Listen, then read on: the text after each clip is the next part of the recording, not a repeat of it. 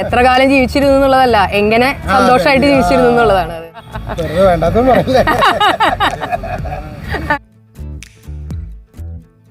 വയസ്സ് പറയില്ലേ? നമ്മുടെ പേരിൽ തെറ്റുണ്ടാവില്ല, അതുകൊണ്ട് നമുക്ക് സോറി വേണ്ടി വരാറില്ല.